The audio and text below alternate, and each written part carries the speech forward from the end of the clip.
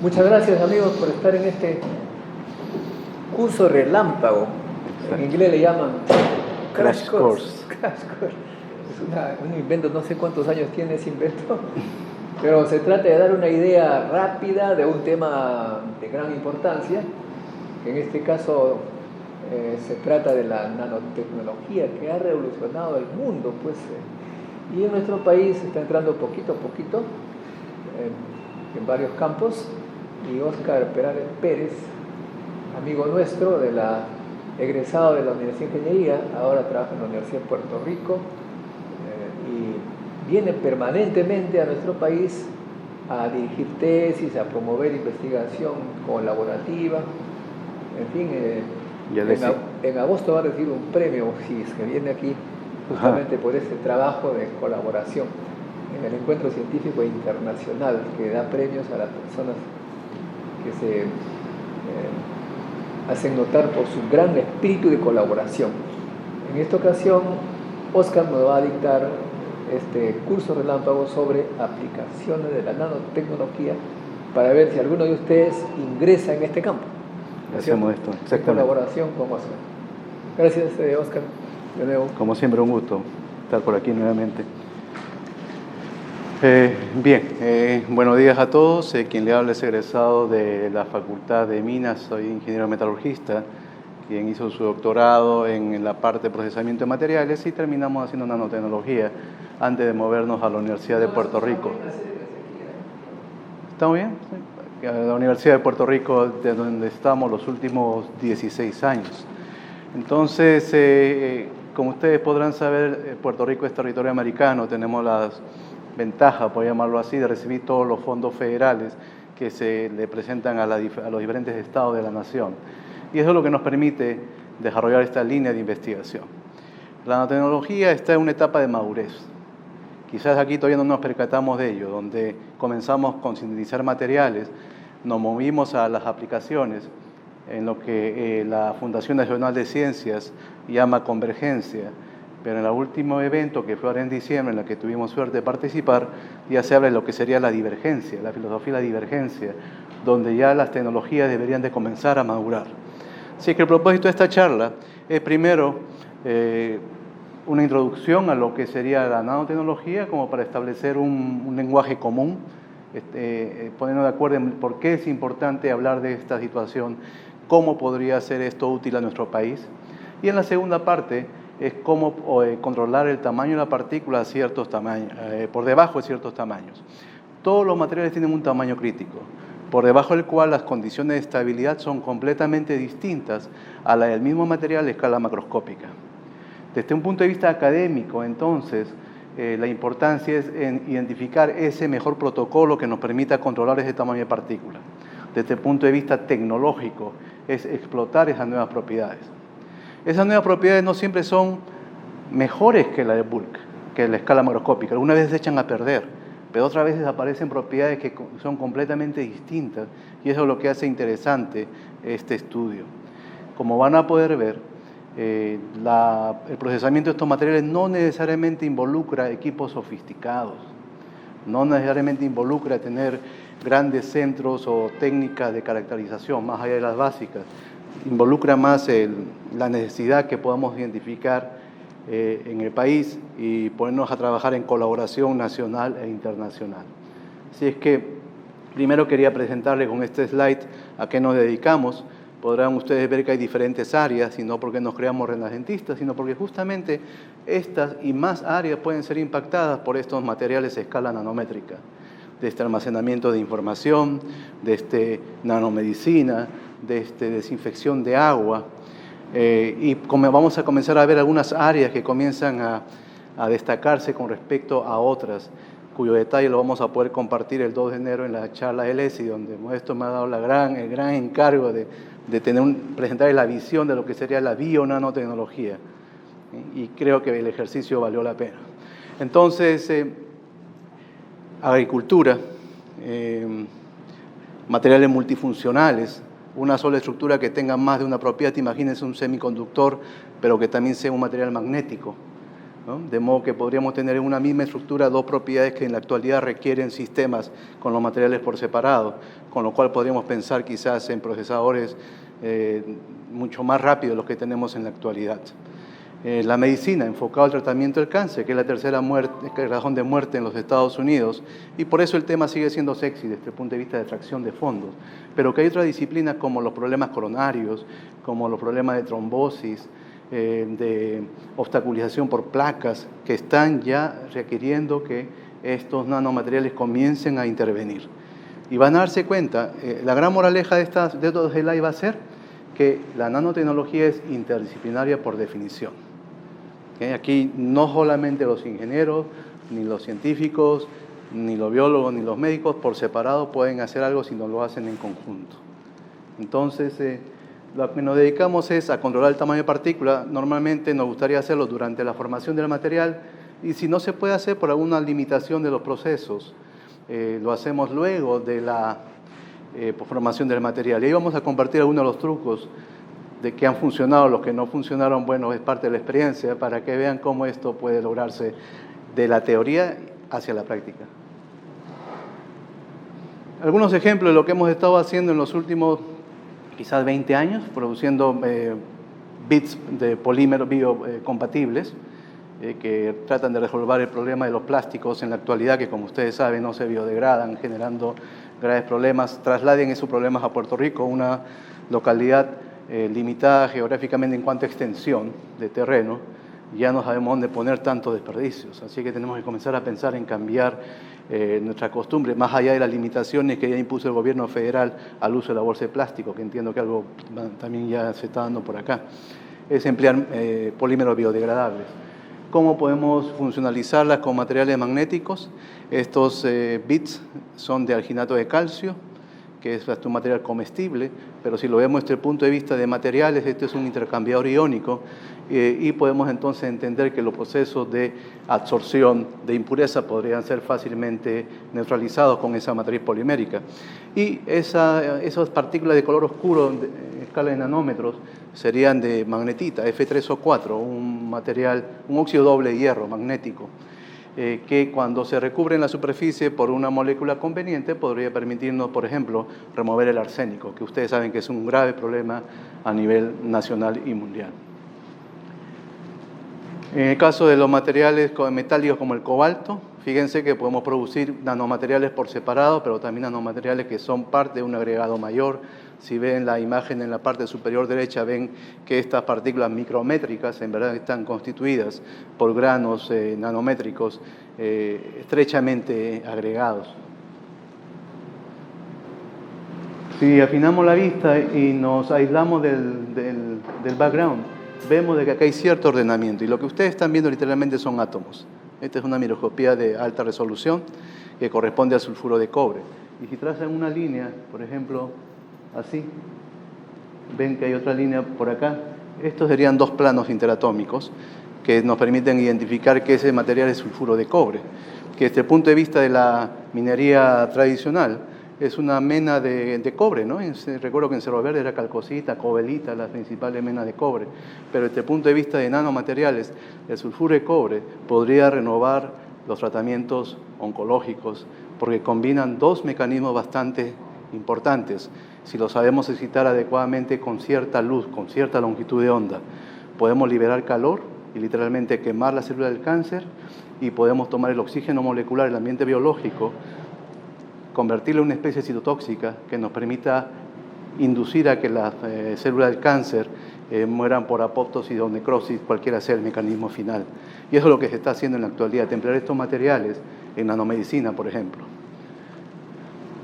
Este es el óxido de zinc. Ustedes ven que incluso esa escala de tamaño, fíjense, aquí 5 nanómetros, podríamos decir que aquí tenemos 6 o 7 nanómetros, tenemos un ordenamiento atómico bastante perfecto. Es cierto, es algo que no podemos decir del borde de la partícula, obviamente por el desorden atómico que siempre ocurre en esa zona, son interfaces, ¿no?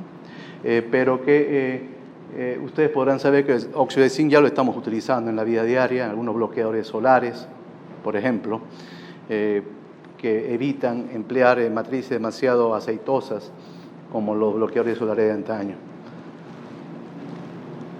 También podemos hablar, aunque este es motivo ya de otra charla, esperamos en otro momento, no solo controlar el tamaño de partículas, sino también la forma del cristal, el hábito, para aquellos que recordamos algo de mineralogía.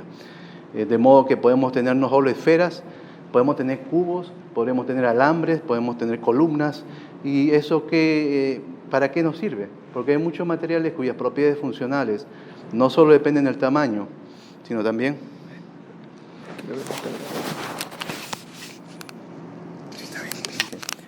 no solo del tamaño, sino también de la forma del cristal, y de la composición, y de la estructura, y de la cantidad de impurezas, y los defectos estructurales, todas esas situaciones que podemos nosotros manipular a esa escala de tamaño.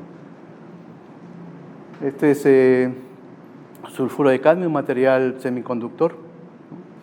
Se han logrado reproducir a tamaños por debajo de los 10 nanómetros. Hemos nosotros logrado producir una solución sólida de sulfuro de cadmio y selenuro de cadmio, y hemos aplicado un método de fotodescomposición de tintes orgánicos como el azul de metileno, por ejemplo, que justo hace 2 días nos acaban de dar una patente en los Estados Unidos, y quería compartirlo con ustedes. Obviamente todo esto no lo he hecho yo, esto lo han hecho mis estudiantes, y es necesario reconocer el aporte de ellos. Más allá de los nombres y de los departamentos donde ellos provienen, se percatarán que tenemos departamentos tanto en ciencias y en ingeniería.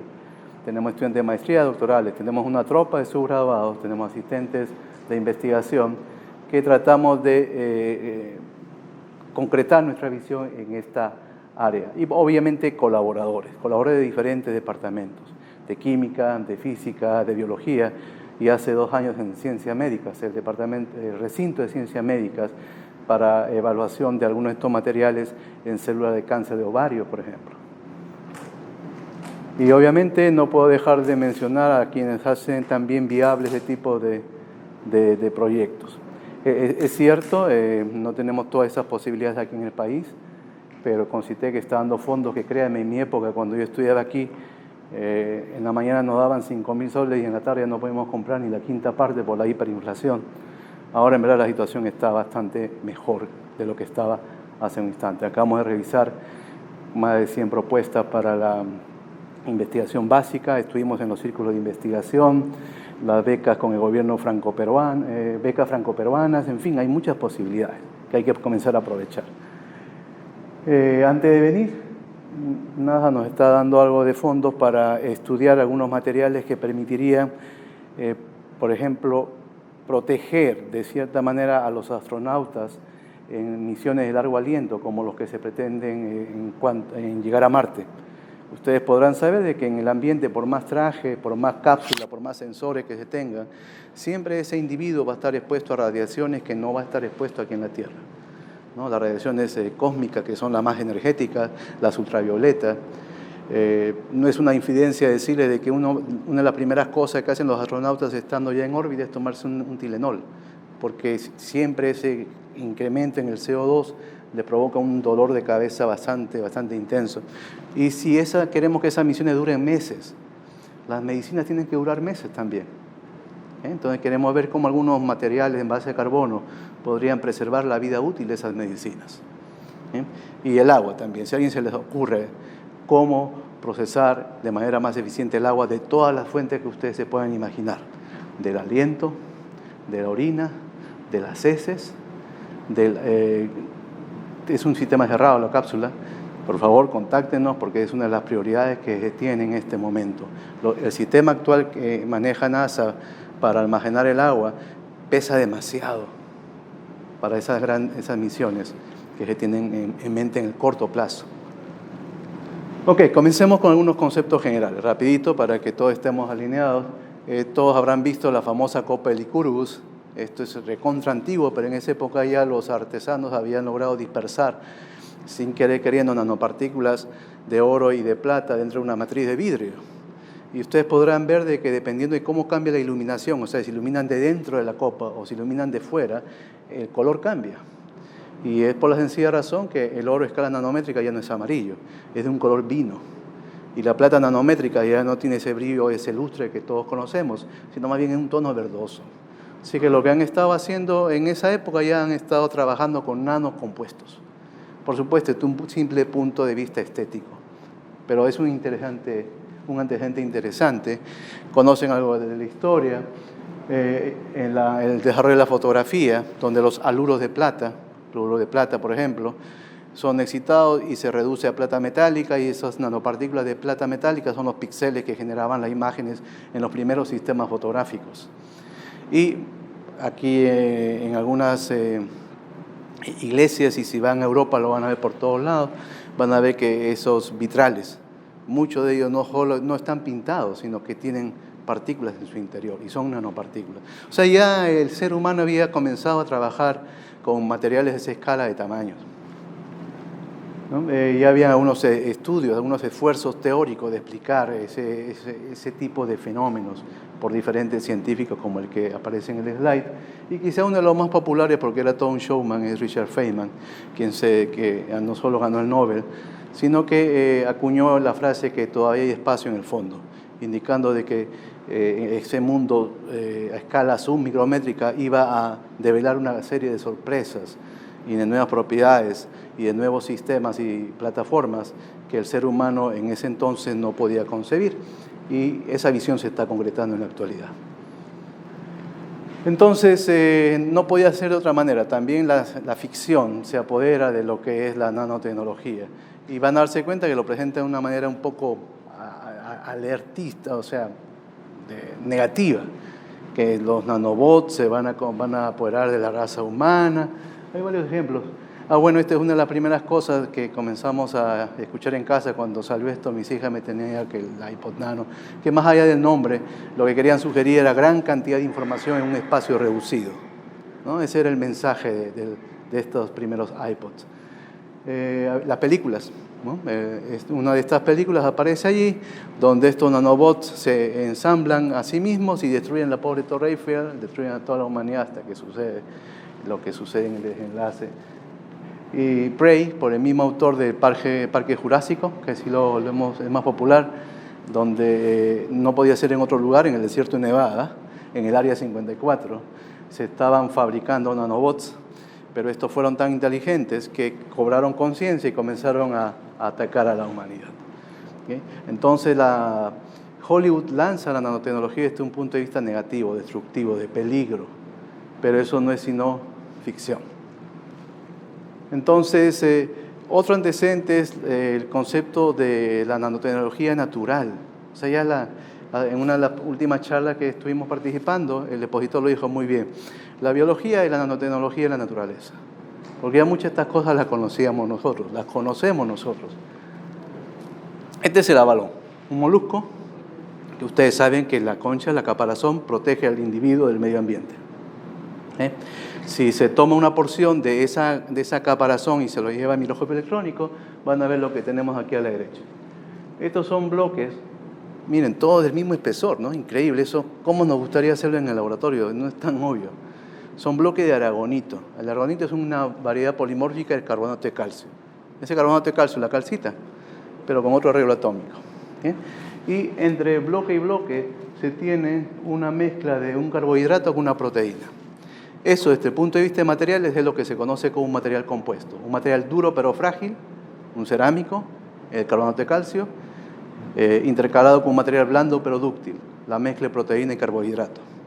¿Y eso para qué sirve? Porque ustedes saben de cuando hay algún impacto y lo que pasa es que se forma una grieta. Ustedes saben que un material se rompe cuando la grieta se propaga, no necesariamente porque la grieta se formó, sino la grieta se forma y comienza a recorrer el material hasta que llega al otro extremo y el material colapsa. ¿Okay?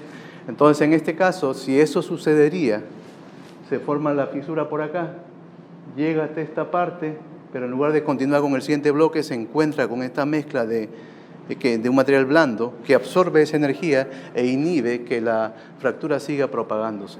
En consecuencia, se está prolongando la vida útil de este individuo. El individuo se está protegiendo mediante una estructura submicrométrica con un perfecto control del espesor de los materiales, del espaciamiento entre cada una de esas láminas y de la perfecta combinación entre un material de alta dureza con uno blando y dúctil.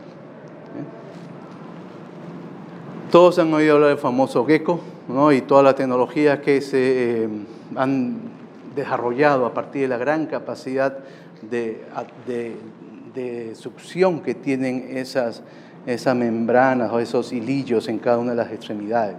Y eso permite que este gecko soporte muchas veces su peso y se pueda adherir a diferentes tipos de superficies, ¿no? El velcro, por ejemplo, es una consecuencia de lo que este individuo ha venido haciendo pues, que existe sobre la faz de la Tierra, ¿no? Y esos hilillos que ustedes ven aquí son de tamaño submicrométrico y todos tienen un diámetro más o menos similar, una longitud más o menos similar, están más o menos equidistantes. Imagínense ese extraordinario control que tiene la naturaleza sobre estos materiales.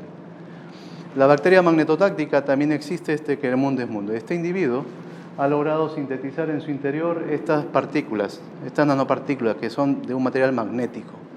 Y fíjense, están sintetizadas al tamaño adecuado y en una secuencia, uno tras de otro, óptimas como para que ese alineamiento de nanopartículas sea utilizado como una especie de brújula por este individuo, permitiendo su locomoción. Si las partículas fueran o demasiado grandes, o demasiado pequeñas, o grandes unas y muy pequeñas otras, o sin ningún tipo de alineamiento, o todas las anteriores, ese individuo no podría existir. Y otra vez es un proceso de síntesis de forma natural.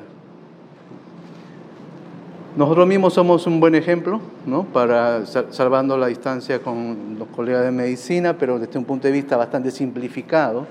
Cuando vemos parte de estructura ósea, lo que tendremos son fibrillas de colágeno que están separados por hidroxiapatito. Hidroxiapatito es un fosfato de calcio. Otra vez, un material cerámico, un material duro. El colágeno, podemos deducirlo, es un material blando. Así es que esa combinación de un material rígido, duro, con un material blando, dúctil, que es capaz de absorber energía, es lo que daría cierta flexibilidad hasta donde el límite de rotura lo permita, de mucho de nuestro aparato óseo, sobre todo aquello que permiten mantener la verticalidad, por lo menos, bueno, hasta cierta edad, ¿no? Y de acuerdo al peso. Entonces, otra vez, nosotros mismos somos consecuencia de arreglos a escala nanométrica, y eso ocurre desde que antes que la palabrita de nanotecnología, que a propósito se acuñó en los 90, recién aparezca. Aquí quiero compartir con ustedes un video, ¿no? No es ningún comercial, solamente quería que ustedes vean cómo están las cosas en la actualidad. Este video fue presentado en una conferencia de nanotecnología de la Fundación Nacional de Ciencias de este 6 y 8 de diciembre, así que está calientito. Está en YouTube, pero no deja de ser muy interesante. Es la famosa mariposa esta de alas azules, ¿han visto? Que ustedes saben que es una nanoestructura y que el color azul no es consecuencia del uso de pigmentos, sino de la formación de una serie de capas que van a, podemos decir, difractar el haz de luz visible y solamente mediante un fenómeno de interferencia constructiva generar una longitud de onda que corresponde al color azul. Es lo que se está llamando ahora el azul estructural. Y van a darse cuenta cómo se está usando ese concepto de nanotecnología en la vida práctica. Permítame.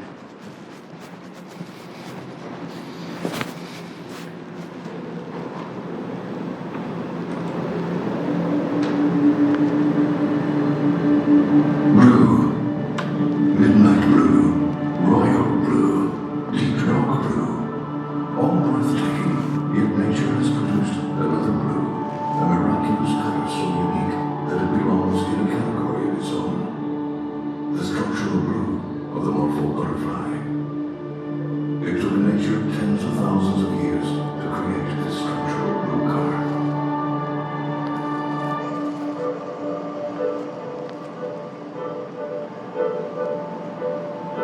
Structural color is the designer's dream technology.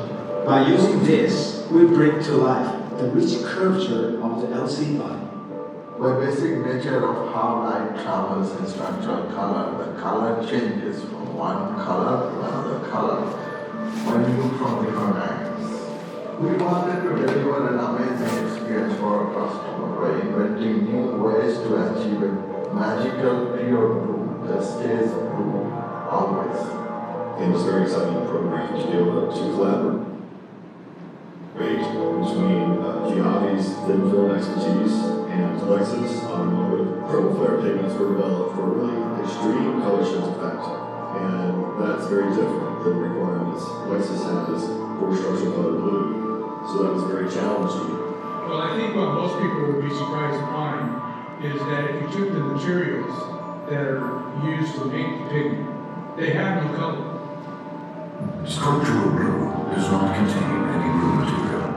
It looks blue only because of the interference of light. The process begins with colorless particles of aluminum and zinc sulfide. These are vacuum. Esta parte lo que quisiera que hayamos captado es que podemos producir colores sin necesidad de usar pigmentos.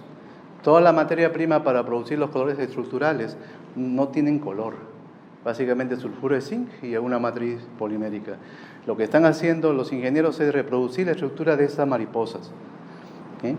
Que generan ese color, otra vez no por el uso de pigmentos, lo cual sería una gran ventaja desde este punto de vista ambiental.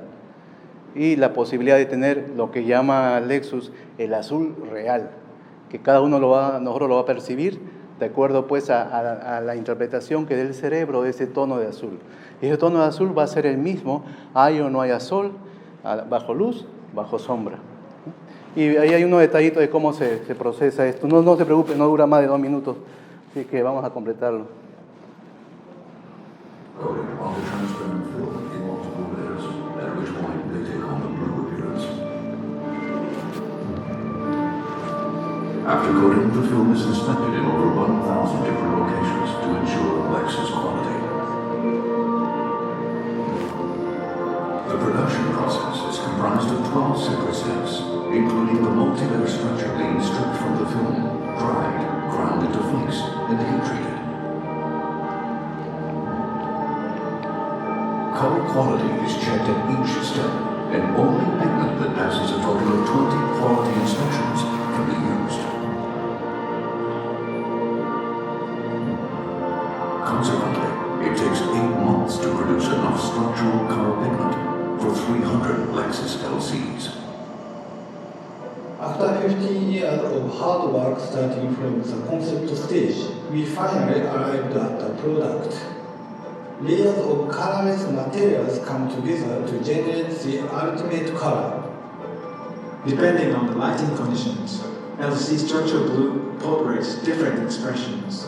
In sunlight, without a cloud in the sky, the color still casts detailed shadows.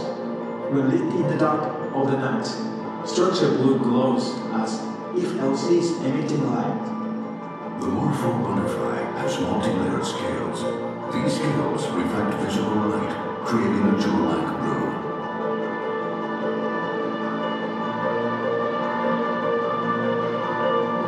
The Lexus LC Structural Blue. Using original technology, Lexus is the first in the world to attain the magnificent blue of the Morpho butterfly. Instead of approximating it with artificial techniques, Lexus was determined to follow nature's blueprint. It's a blue that changes with the eye of each beholder, a blue defined by the sensitivity of each individual. So, how do you see blue?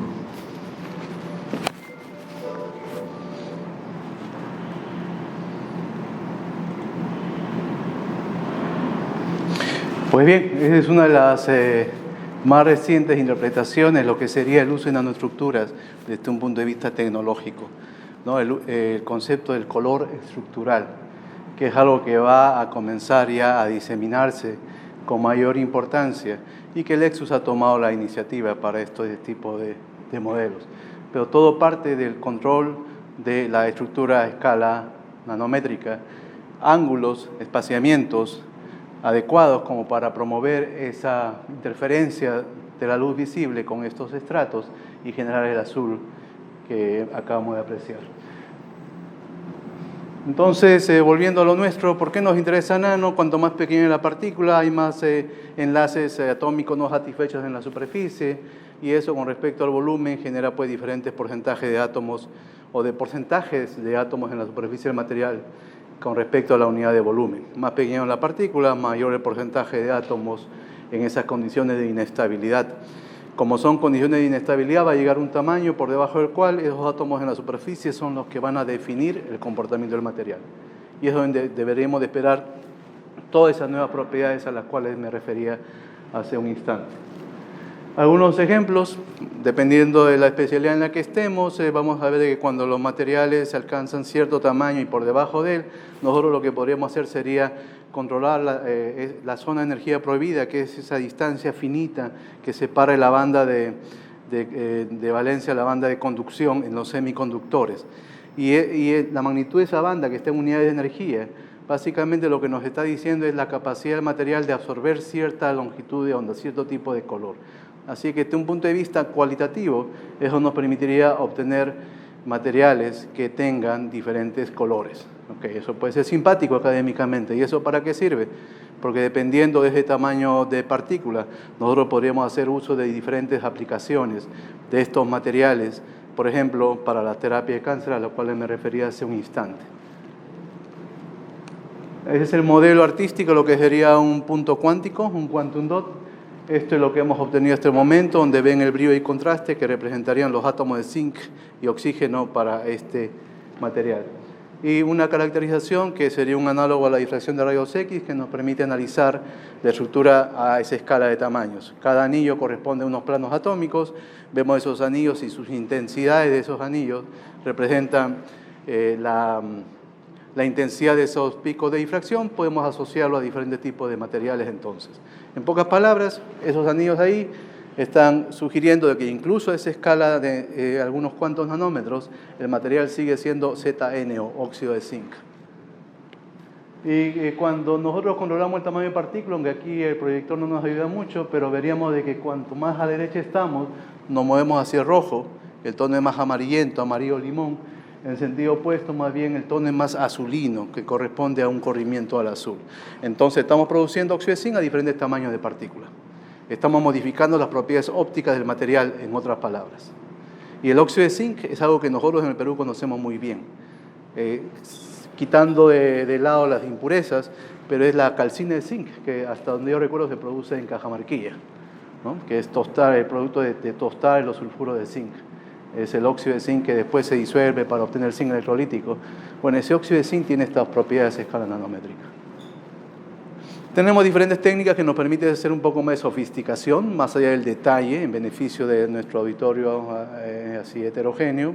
Les puedo decir de que la posición de estos shoulders nos dan una idea del tamaño de partículas, solo que lo podemos medir de una manera más cuantitativa. Inclusive podríamos estimar cómo cambia esa energía a la cual me refería hace un instante y podríamos asociar ese tipo de mediciones a esos colorcitos que les mostré en el slide anterior. Muchas reacciones catalíticas dependen del tamaño de partículas y si es que estamos hablando de partículas bastante pequeñas que nos permiten... Sí. Cuando tú nos requieras, haces un break para tomar algo ya. Perfecto. Vamos a tener un break de 5 a 10 minutos. Ya, para que no se hunda, poder tocar. Ok, gracias. Entonces, las propiedades fotocatalíticas de un material, es decir, cómo podemos acelerar ciertas reacciones por efecto de la luz, se van a beneficiar también del tamaño del cristal, básicamente en semiconductores. Esto es lo que hicimos en nuestros laboratorios. Producimos un compuesto formado por un semiconductor que es un sulfuro de cadmio. Sulfuro selenuro de cadmio lo asociamos con magnetita formando dímeros. O sea, no eran partículas independientes, eran acopladas unas con otras. De modo de que podríamos tener la capacidad de remover esas partículas aplicando un campo magnético externo. Y la presencia del semiconductor nos permitía excitar de manera lumínica a la suspensión que contenga alguna impureza, como por ejemplo el azul de metileno. Se ven las curvas de decaimiento en función del tiempo a diferentes concentraciones de esos compuestos que tienen esos puntos cuánticos a los cuales me refería. Es evidente que cuando excitamos el material disminuye la cantidad del azul de metileno, lo estamos fotodegradando. Y cuanto mayor es la cantidad de esos puntos cuánticos, mayor es la cantidad de superficie con sitios activos disponibles que aceleran el proceso, ¿no? Esa es una lectura bastante rápida. Un detalle interesante, y de ahí la importancia de trabajar con especialistas en otras áreas, es que cuando se hicieron el análisis de las soluciones, lo que le mostré hace un instante fue solamente la variación del azul de metileno en función del tiempo. Pero también se midieron cuáles eran los subproductos que se generaban durante ese tipo de reacciones. Y se notaron, empleando esta técnica de cromatografía y de espectroscopía de masas, donde además del azul de metileno, cuya concentración está asociada con el área debajo de este pico, disminuye en función del tiempo, aparecen picos de otros compuestos, cuyas estructuras están aquí a la derecha, que son del tipo Azure, Azure A, Azure AP, Azure C, que pueden ser tanto o más contaminantes que la matriz de azul de metileno. Entonces, cuando escriban sus tesis, sus artículos o lean un reporte, tenemos que ver bien ese detalle. Si solamente hubiéramos mostrado el slide anterior, diríamos todos felices, esto funciona. Pero cuando vemos estos otros resultados, vemos de que también estamos generando subproductos que podrían ser complicados desde el punto de vista ambiental. Entonces, lo que teníamos que hacer era hacer el seguimiento de cómo cambia la concentración de cada uno de esos subproductos y ver de que en el caso del azul B, que sería estos cuadraditos de acá, este sería el azul de metileno, los otros compuestos, fíjense, casi no se están formando. Así que diríamos de que recién después de las 3 horas podríamos tener una combinación óptima entre la máxima degradación del azul de metileno y la menor concentración de subproducto azul A, que es lo que nos interesaría utilizar en la vida real. Bueno, esto salió como en uno de los journals como seleccionado. La propiedad mecánica. Los que pueden tener algunos conceptos de metalurgia o mecánica, esta ecuación es muy popular. Este sigma sub y nos mide el esfuerzo máximo que soporta un material antes de comenzar a deformarse de manera permanente. Por debajo de ese sigma sub y, el material solo se deforma de manera reversible, elástica. Se estira, se contrae. Por encima de sigma sub y, el material se deforma de manera permanente, deformación plástica. Entonces vemos que la magnitud de ese valor sigma sub y es inversamente proporcional a la raíz cuadrada del tamaño promedio de grano. En otras palabras, cuanto menor sea el tamaño de grano, deberíamos esperar un mayor reforzamiento del material. Tenemos que aplicar un esfuerzo más alto para deformarlo de manera permanente. En consecuencia, también podemos nosotros manipular las propiedades mecánicas si controlamos el tamaño del grano. Las propiedades magnéticas, de igual manera, ¿no? Vamos a poder manipular las propiedades magnéticas según sea el tamaño del cristal con el que estemos trabajando y del material, ¿no?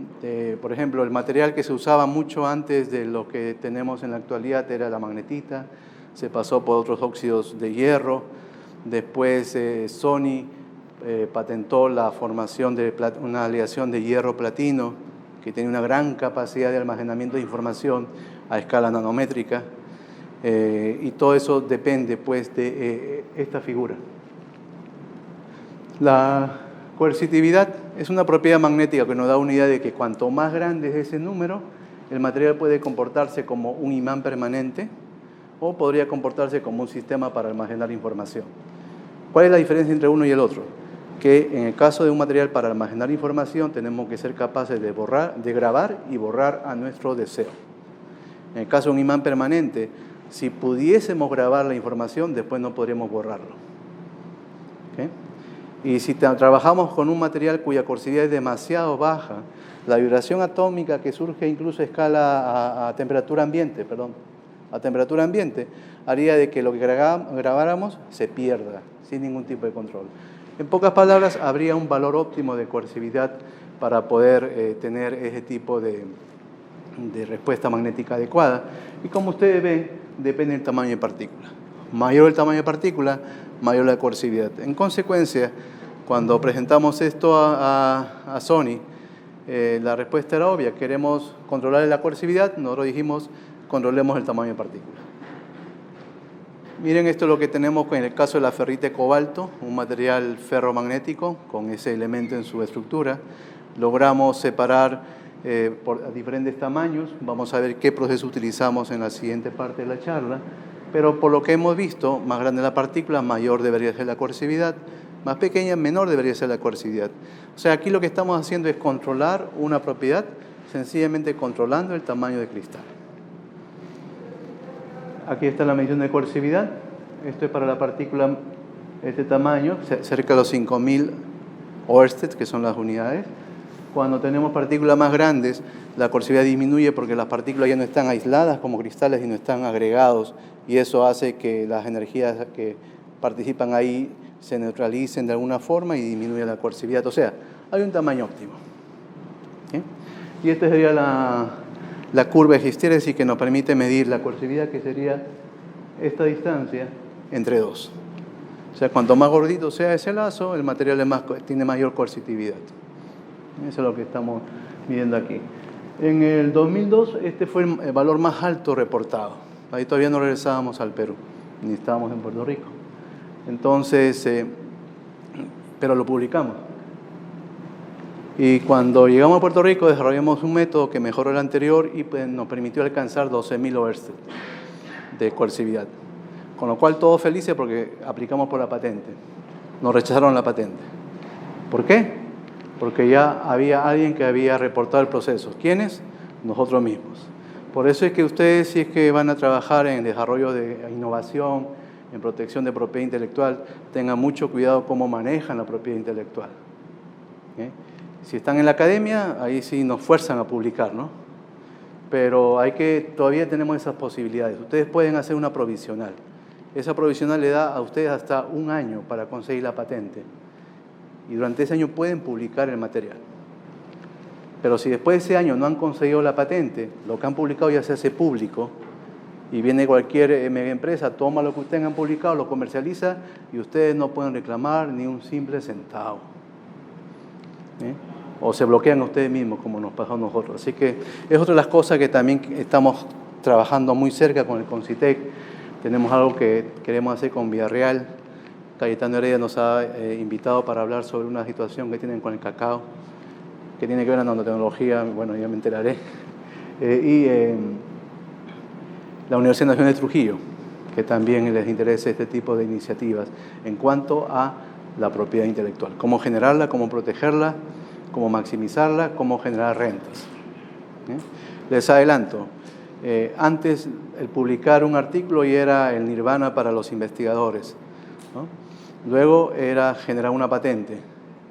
Pero ustedes saben de que si no se hace nada con uno, con el otro, esos son papeles que se ponen amarillos. Ahora lo que tenemos que hacer es lograr inversionistas. ¿Qué significa eso? Que tenemos que comenzar a ponernos el chip de innovadores. Y que quede claro, damas y caballeros, yo no estoy diciendo que todos seamos empresarios, no todos tenemos ese chip, pero todos somos innovadores. Eso sí, estoy convencido de eso, desde mis estudiantes hasta quien les habla. Todos somos innovadores. Y el país, el Perú y cualquier país del mundo lo necesita. Así que tenemos que comenzar a pensar en eso, cómo proteger nuestra propiedad intelectual. Punto de fusión. También obviamente depende porque la fusión es un cambio de fase que ocurre desde la zona más externa del material hacia el interior. Como las zonas más externas son enlaces desbalanceados, zona inestable, por ahí comienza la fusión, más pequeña la partícula, la fusión debe ocurrir a menor tamaño. Así que eso tiene mucho sentido común, cómo podemos manipular esas propiedades. Entonces quiere decir de que nosotros podemos manejar diferentes propiedades ópticas, fotolíticas, mecánicas, magnéticas, físicas, solamente controlando el tamaño de cristal. Y ahí es donde tenemos mucho que todos podamos aportar. Entonces, ¿a qué nos dedicamos en esto? Justamente es a manejar ese tipo de posibilidades, desde un punto de vista tecnológico. Y queremos ver todo lo que aprendemos de ciencia, cómo llevarlo a una aplicación real, en lo que se conoce como la investigación translacional, que es otro concepto que también vengo repitiéndolo con muchos de nuestros colegas aquí en el país, porque creo yo que ese es el modelo que más convendría al país. La investigación transnacional es llevar las cosas del laboratorio al campo, al field.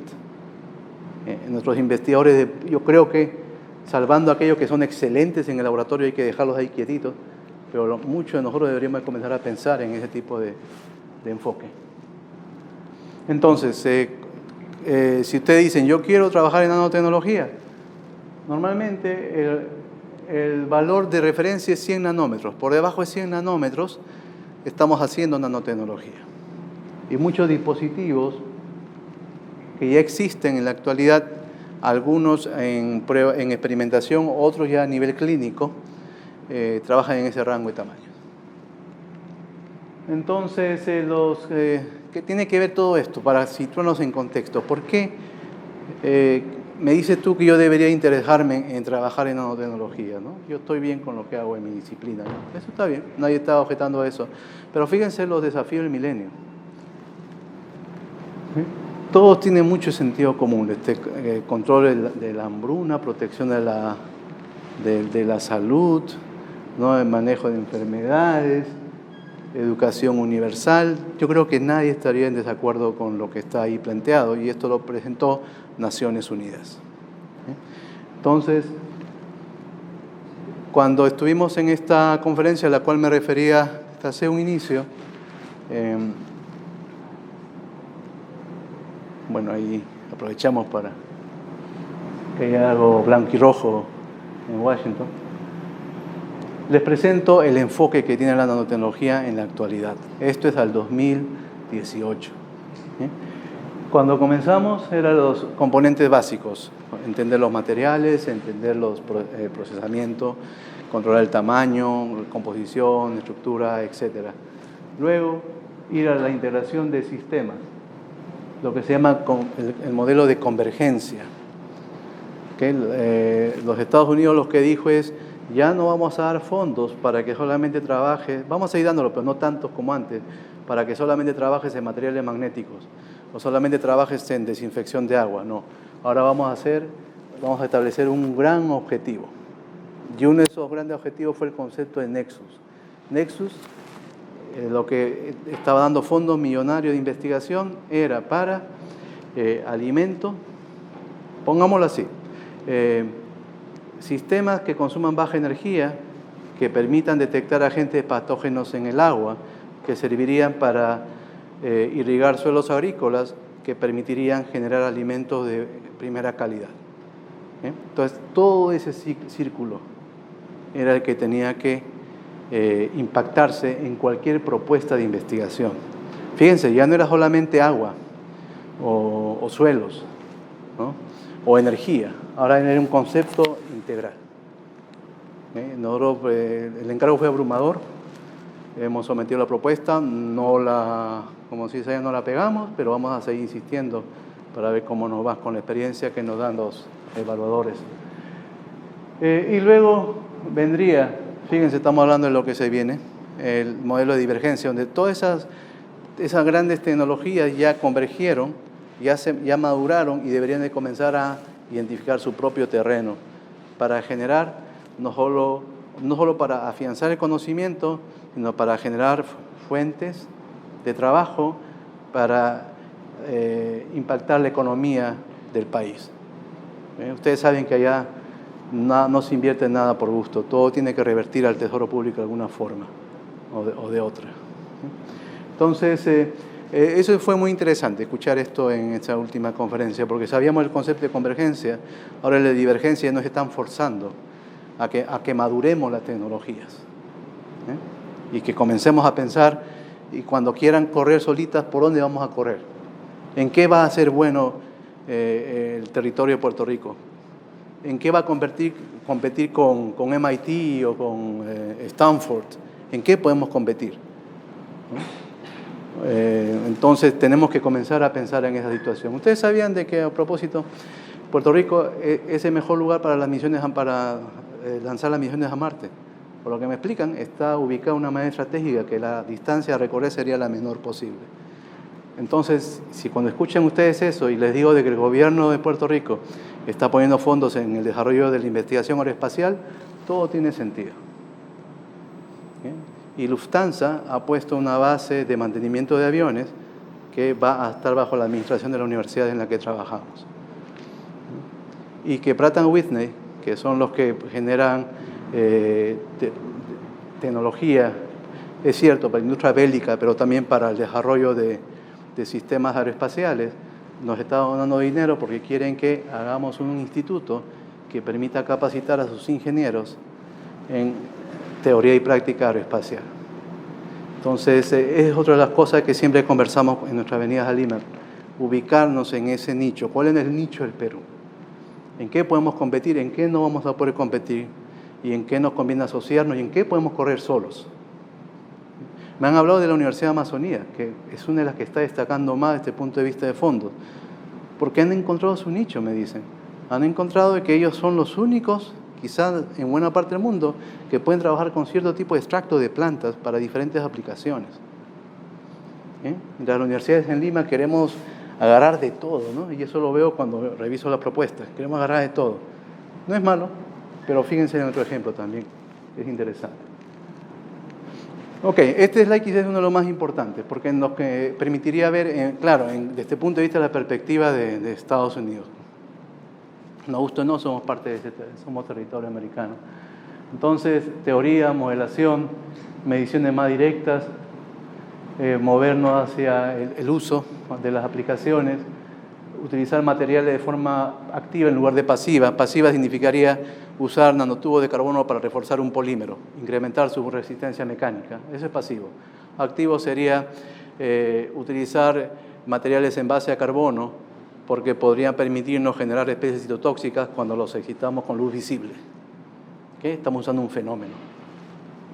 Nanosistemas que se alimenten a sí mismos, que se reparen a sí mismos, y Advanced Processing Manufacturing, que es trabajo en línea, sistemas avanzados de 3D Printing, que yo entiendo que ya se está también comenzando a trabajar aquí en el país. Penetración de la nanotecnología en la industria.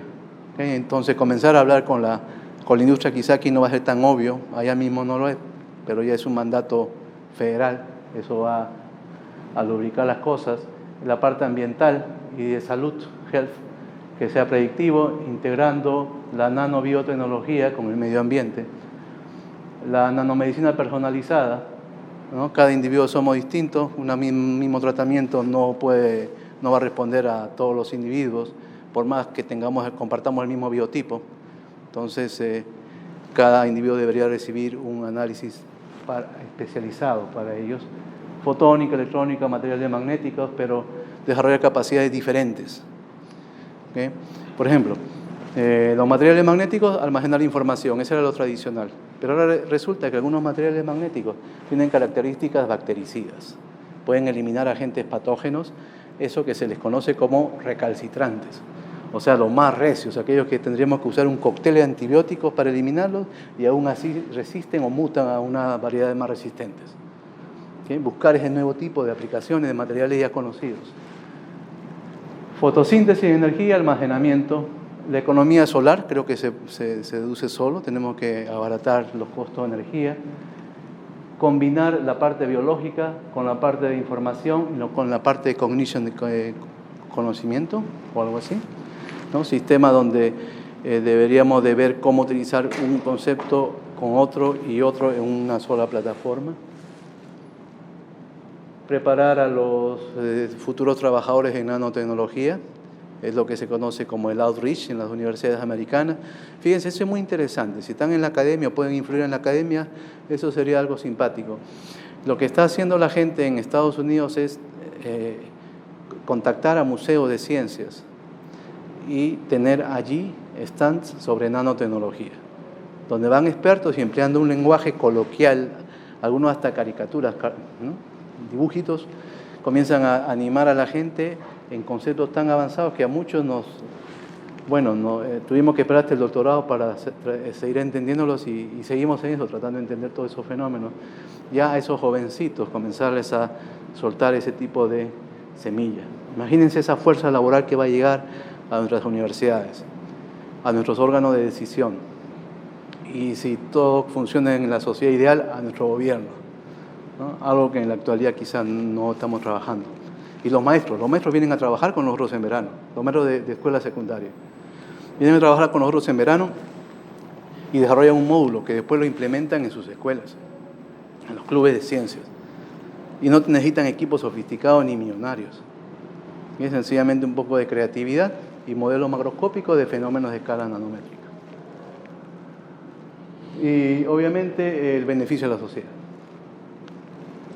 Entonces voy a pasar esto rápido porque yo entiendo de que si es que los que estén interesados me podrán enviar su correo electrónico para enviarles estos slides, pero van a darse cuenta que pueden impactar prácticamente todas las disciplinas. En otras palabras,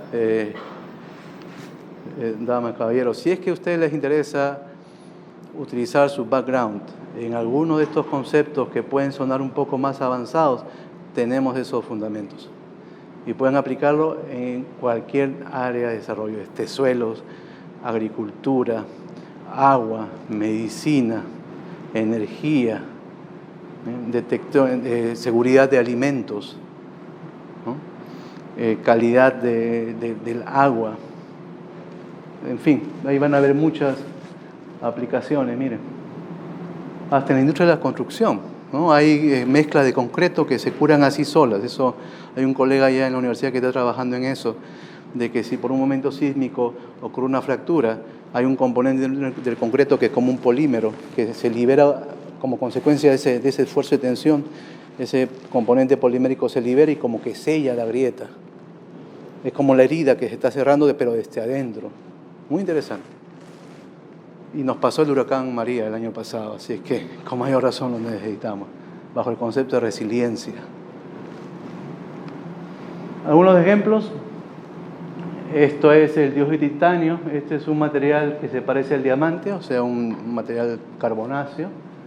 Cuando le agregan dióxido de titanio y lo iluminan con luz ultravioleta, fíjense que la actividad bactericida se incrementa, así que es una reacción que está siendo activada de manera fotoquímica, empleando dióxido de titanio. Pero algunas veces los nanomateriales lo que hacen es sencillamente interactuar mecánicamente con las bacterias. Y lo que hacen es, de acuerdo a la forma, con este caso de este cobre, es de que literalmente rompen la membrana, la pared de estas bacterias y hacen que ésta colapse literalmente, como una aguja. La destroza y ahí quedó.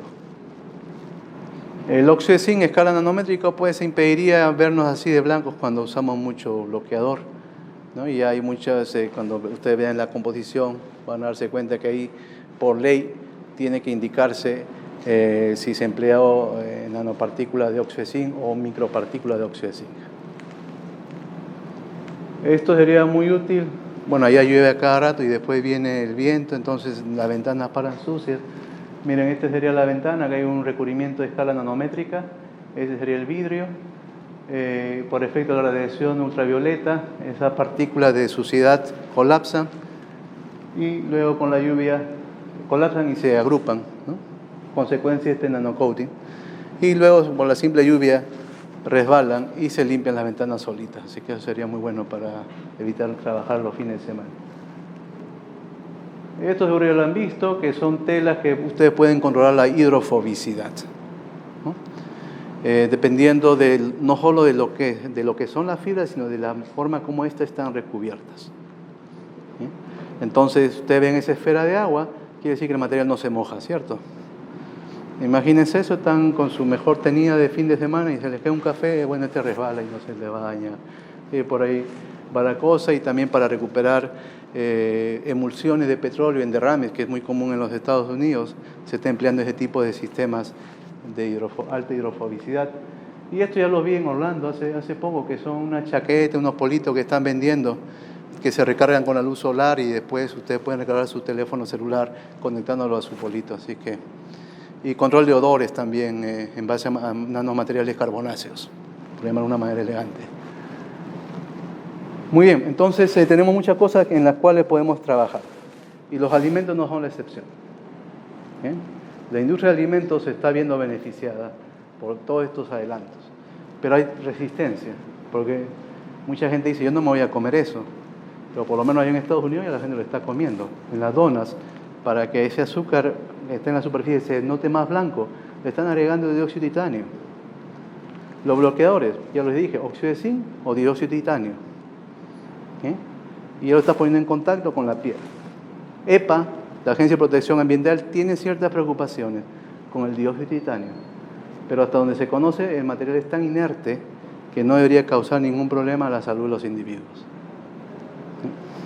¿Sí? Y los alimentos tenemos una gran cantidad de aplicaciones, ¿no? De preservación, de desinfección, entre otros. Algunos ejemplos rapiditos para que tengamos eso en mente. Miren, allá tenemos lo que se conoce como el programa en Ciencia y Tecnología de Alimentos, el único en todo el Caribe. Entonces, cuando hablo con los colegas y algo que les suena obvio, un material entra en putrefacción, un alimento sellado por un plástico, cuando entra aire, oxígeno y vapor de agua. Entonces, si evitamos de que alguno de esos ingrese, deberíamos de incrementar la vida útil del alimento, que no se pudra. Y en Puerto Rico, el 80% de la comida criolla entre comillas, el 80% de la comida criolla viene fuera de Puerto Rico. ¿Okay? Se bloquea el puerto de San Juan, tenemos para 2 meses.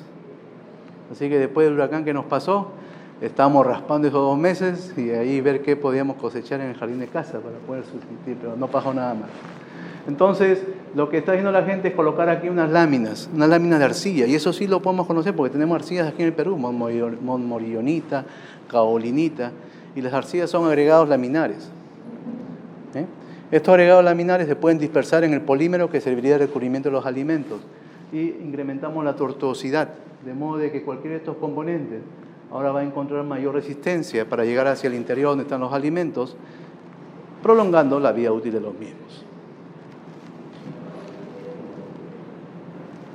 Lo de la parte de las bacterias ya lo mencioné. Fíjense, aquí hay evidencia no se ve bien a la distancia, imagino, pero aquí hay como un agujero que se hizo en la pared celular, originando que la célula colapse. Son los mismos resultados. Este es interesante. Las nanopartículas de oro son de color vino, por debajo de los 50 nanómetros. ¿Okay? Y cuando las partículas se agregan, se tornan medias azulinas, violáceas. Eso es bien académico. ¿Y eso para qué sirve?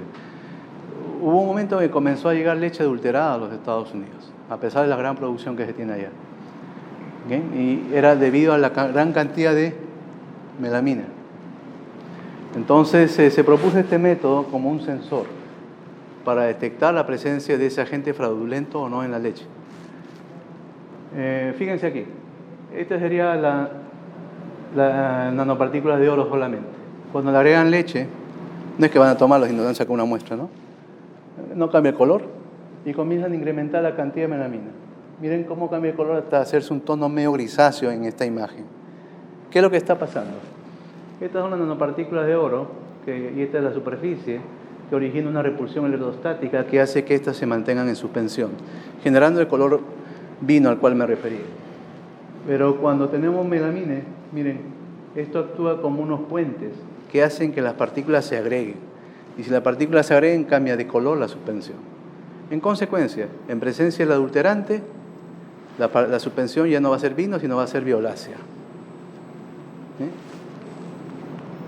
Bastaría entonces, este es un método semi-cuantitativo, podríamos llamarlo así, que nos permitiría utilizar nanomateriales para detectar fraude en alimentos, como la leche, por ejemplo.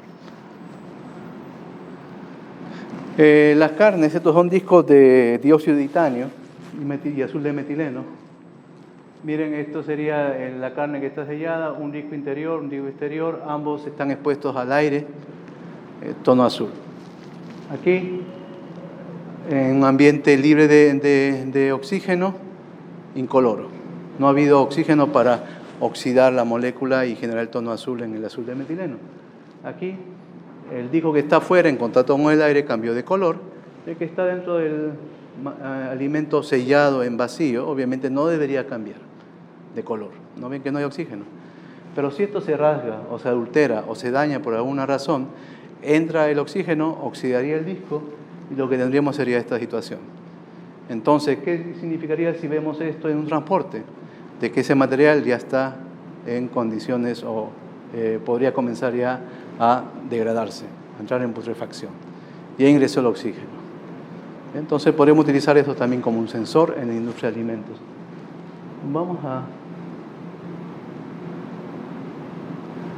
Vamos a adelantarnos de esta parte y desde este punto de vista de fondo, ¿por qué? ¿Por qué tengo que meterme aquí? No se espera que haya una gran cantidad de dinero. A inicio de diciembre, El gobierno del presidente Trump solicitó al Congreso una reducción en los fondos de investigación y desarrollo para prácticamente todas las agencias. Creo que no tocó al Departamento de Defensa, ya se imaginarán por qué, para que disminuyan los fondos de investigación. Pero parece que el Congreso le volteó la tortilla y más bien aumentaron los fondos de investigación. Eso es lo interesante de estas sociedades, de que en verdad apuestan por lo que les funciona. Pero hay situaciones geopolíticas, ¿no? China. Ya China está produciendo más artículos científicos que Estados Unidos. ¿Cómo se está definiendo Estados Unidos? Dice, no, está bien, ya, acepto que nos están ganando hasta ahora. Pero de los 4 top journals en el mundo, siendo 2 de ellos Science and Nature, en esos 4, quien está publicando más somos nosotros. Por lo tanto, cantidad para ti, calidad para nosotros. Pero ya esa disputa está comenzando a hacerse cada vez más estrecha. Déjeme completar esta primera parte de nuestra charla con un ejemplo muy interesante de lo que significa la nanomedicina. Ya que estamos hablando de nanomateriales, que espero que quede más o menos claro por qué nos interesa un nanomaterial, qué propiedades podemos controlar, ¿okay? Cómo podemos impactar en diferentes áreas del conocimiento humano, conocimiento básico y aplicado. ¿Por qué desde el punto de vista económico es interesante comenzar a trabajar en nanotecnología? Es ver una aplicación que parece sacado de la ficción, bueno, como que lo es. Para algunos de nosotros, conocemos a Isaac Asimov, o hemos escuchado hablar de Isaac Asimov, que era nuestro favorito escritor de ciencia ficción, ¿no? Entonces Isaac Asimov escribe una novela que se llama Viaje Fantástico, ¿no? Donde, ¿verdad? Y hay una película que está en YouTube inclusive. ¿Okay? Entonces, para los que no lo conocen, el resumen facilito es de que había un individuo con secretos muy importantes para la nación que tenía un tumor en el cerebro. Y obviamente este hombre no podía morir, pues no podía llevarse esos secretos con él a la tumba. Ya Estados Unidos sabía controlar la nanotecnología sin que la palabra exista y seleccionó a sus mejores cirujanos y con nave y todo lo redujo a escala nanométrica. Los suspendió en plasma, los inyectó vía intravenosa y esta tripulación viajó de manera inteligente hasta la zona del problema. Y se encontraron con los glóbulos blancos que querían pues, evacuarlos, ¿no? Como agentes extraños, con problemas de coagulación, en fin, todas las reacciones bioquímicas de rechazo que tiene el cuerpo humano. Llegaron a la zona del problema, la zona patológica, abandonan la nave, ¿okay? Y utilizan el arma mortífera más popular de esas épocas, que era el rayo láser. Y con el rayo láser salen y literalmente queman el tumor. Se les acaba el tiempo, regresan a la nave, pero ya no pueden salir por donde habían ingresado, porque no iban a recuperar su tamaño y el pobre individuo después iba a colapsar, iba a reventar. Entonces a alguien se le ocurrió, vamos a buscar un conducto lacrimal. Se cuelan en la lágrima y abandonan la nave justo a tiempo, con lo cual se salvan los cirujanos, los militares, la nave, y los secretos de la nación permanecieron protegidos hasta por los siglos de los siglos. Así que, sin querer, Isaac Asimov vio el futuro, o quizá ya lo sabía. ¿No? Esta es la película. Esta sería la nave, en el interior de los fluidos sanguíneos. Aquí más detalle de la nave. Los nanocirujanos que ya estaban ahí trabajando se encontraron con una serie de complicaciones, ¿no? Que ya ustedes imaginarán muchas de ellas. Abandonaron la nave, ¿no? Y con su sistema de rayo láser quemaron al tumor, salvando al individuo, regresaron a la Tierra. Inclusive, si recuerdo bien, hubo algún tipo de relación amical entre los participantes, entre la crew que estaba en la nave, sugiriendo pues de que para el amor no había escala de tamaños. Entonces, eso sería la ficción. En la actualidad eso se está haciendo, pero no es que nos agarren a nosotros y nos reduzcan en escala nanométrica con nave y todo, sino que es lo que una de las alternativas que el Instituto Nacional del Cáncer en los Estados Unidos está considerando y que hasta hace 3 o 4 años atrás, quizá un poquito más, ya esto estaba a nivel de pruebas clínicas, que los especialistas conocen muy bien, que se comienza in vitro, ¿no?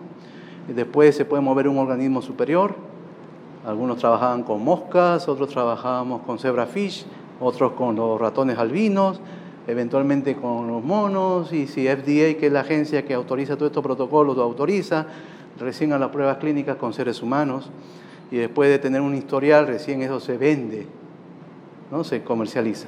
¿Okay? Vamos a ver qué dice. También es cortito, así que no se preocupen.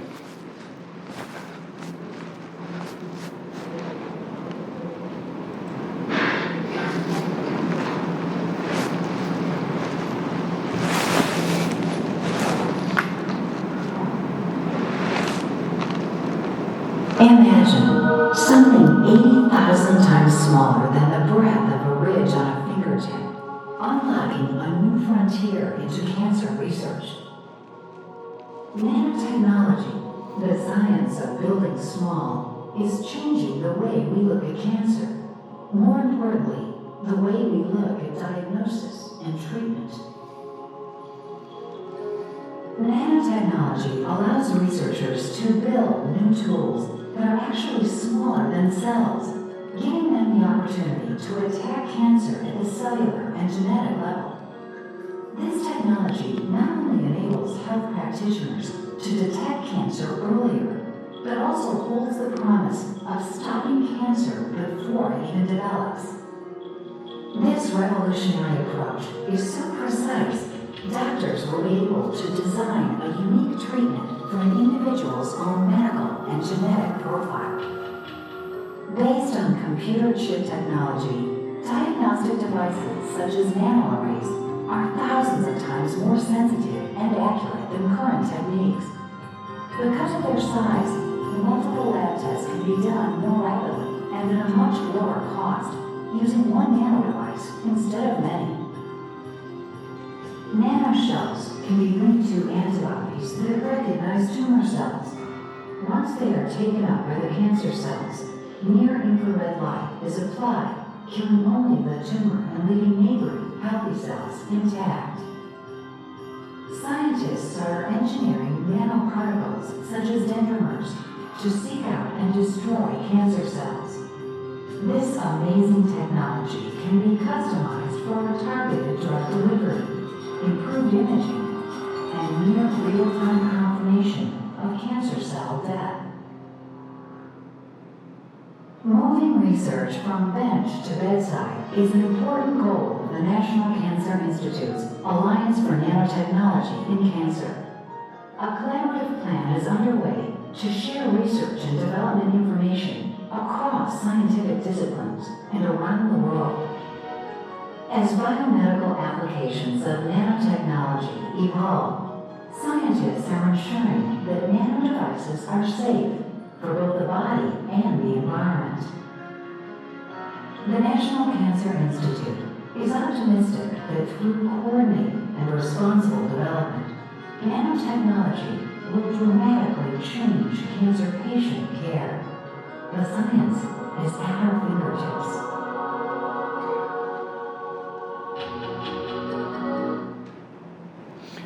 Bien, lo que vieron ahí básicamente es las esferas de oro. Pueden excitarse con luz cercana al infrarrojo, que es un tipo de radiación que tiene cierta penetración, mas no va a dañar la piel del paciente. O sea, no estamos usando radiación ultravioleta, por ejemplo. Y a esa escala de tamaño el oro se va a excitar y se va a relajar liberando calor. Se genera un gradiente de temperatura que destruiría a la célula del cáncer. Hagan la analogía con lo que vio Isaac Asimov, ¿no? El oro viaja de manera inteligente porque ustedes pueden funcionalizar esa superficie con ciertas moléculas conocidas como anticuerpos. Esos anticuerpos que están en la superficie del oro tienen una gran afinidad química y biológica por esas proteínas que se sobreexpresan. No olviden que es un ingeniero de materiales que está tratando de explicar esto. Unas proteínas que se sobreexpresan en los procesos de degeneración celular cuando el cáncer comienza a desarrollarse. Entonces, ahí donde la célula es tan sana, no se sobreexpresa esta proteína, la nanocáscara con el anticuerpo, sigue largo. Un viaje inteligente, ¿no? Aquella parte patológica donde las células están expresando esa proteína con gran afinidad por este anticuerpo, ahí se ensambla la nanopartícula, ¿no? Desde el exterior se le excita, libera calor y solamente destruye las células del cáncer, dejando, por lo menos en teoría, las células sanas sin tocar. Sería un tratamiento más selectivo. Los más optimistas dicen hasta ambulatorio, de algunos tipos de cánceres. ¿Okay? Entonces, ¿qué mejor ejemplo, como le decía, de lo que es la nanomedicina con lo que significa la aplicación real? Y eso está a nivel de pruebas clínicas. Han habido unos problemas de acumulación de nanopartículas en el riñón, pero para los que son especialistas eso funciona como un filtro, así que se supone que un control adecuado del tamaño de partícula podría ayudar. El oro es inerte, incluso de escala de tamaño, no debería haber problemas de toxicidad química tampoco. ¿Okay? No todos los tipos de cáncer funcionarían. Metástasis es una historia diferente, ¿eh? Pero también podría utilizarse esto no solo como terapia, sino como un sistema de detección, porque desde el exterior ustedes se excitan con cierta longitud de onda y ahí donde tengan respuesta óptica, ahí están las nanopartículas de oro, y donde están las nanopartículas de oro, ahí está el cáncer. Así que podrían decir, comenzó el proceso de degradación celular y ver si se puede tratar ese cáncer en los estadios iniciales. ¿Okay? ¿Cómo llegan las partículas hacia la zona inteligente? Lo dije, funcionalizando la superficie con cirugías menores para inyectar directamente estas naves en la zona de nuestro interés. Así que esto es lo que se busca, ¿no? La quimioterapia y radioterapia siguen siendo la mejor opción para muchos tipos de cánceres, ¿okay? Pero ya ustedes saben cuáles son los efectos colaterales. Esta nueva filosofía de los Institutos Nacionales de Salud en Estados Unidos trata de utilizar nanotecnología para tratamientos más locales, específicos, y que solamente ataquen las zonas patológicas, dejando las células sanas sin mayor complicación. Y esta sería la explicación, digamos, científica, si a alguno les interesa, ¿y por qué oro? ¿Y por qué tienen que ser cáscaras? ¿Y por qué controlando el espesor de las cáscaras en el rango nanométrico, estos picos de absorción de luz cambian? Y cómo esa radiación te permite trabajar en lo que se conoce como un tissue window, que es donde cualquier radiación entre esta longitud de onda, entre esta y esta, sería la que mayor potencial para aplicaciones en medicina tendría. ¿Eh? Y el oro justamente, fíjense, esto está más o menos a 700 y algo, esto está a 1100, 700 y algo y 1100. Así que solamente controlando el espesor de la cáscara de oro a escala nanométrica, ustedes podrían controlar sus propiedades ópticas, las propiedades a las cuales absorbe esos fotones, sin dañar a organismos o tejidos del individuo, y logrando la máxima profundidad con ciertas limitaciones para tratamiento de cáncer de acuerdo a su ubicación. Entonces, lo que ustedes vieron en la pequeña película son las nanocáscaras, van a la célula se dirigen a la célula de cáncer, se iluminan con luz cercana al infrarrojo, generan calor y eliminan la célula del cáncer sin mayor efecto sobre las células sanas. Muy bien, antes de tener nuestro primer break, quería compartir con ustedes a qué se está orientando esto a nivel de los Estados Unidos. Esto aparece en esta página, nano.gov.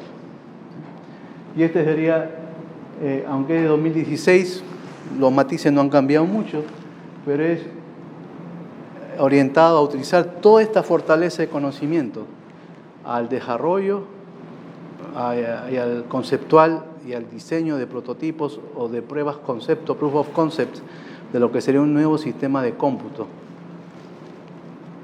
que permite interpretar y aprender a sí mismo de los datos, resolver problemas que no sean familiares o sean novedosos, usando lo que ha aprendido y operar con la eficiencia energética del cerebro humano. Un gran desafío. Lo que se ha hecho allá es organizar esto en los Big Ideas. Los Big Ideas son alrededor de 10 grandes objetivos que pretende lograr los Estados Unidos en la próxima década. Y los fondos de investigación van orientados de acuerdo a esos 10 grandes objetivos. No son disciplinas, son grandes preguntas. Desarrollo de sistemas computarizados. Si es que me pueden acompañar el 2 de enero, van a escuchar, por ejemplo, las Synthetic Cell Manufacturing, manufactura de células, fabricación de células sintéticas hechas en el laboratorio. Limpieza del agua, todavía sigue siendo un asunto de importancia, que son parte de esos big ideas que tiene la nación, y ya nos están preguntando cuáles creemos que podrían ser las otras big ideas para la siguiente década. Hacen una consulta a nivel de toda la nación, escuchan a todo el mundo y bueno, ahí forman un pool de científicos designados por el gobierno de los Estados Unidos, que son los que definen esas grandes ideas, porque ahí van a ir los fondos que autoriza el Congreso. Damas, caballeros, entonces, si les parece bien, y espero que me acompañen en la siguiente parte, podemos tener un break de unos 5 minutos, ¿no? Para no perder el momentum, ¿no? De modo que puedan ir a los servicios higiénicos y demás, y en 5 minutos nos reunimos, 30, 40 minutos más para completar la parte de nanopartículas y completar nuestro crash course. ¿Ok? Tenemos un pequeño break entonces.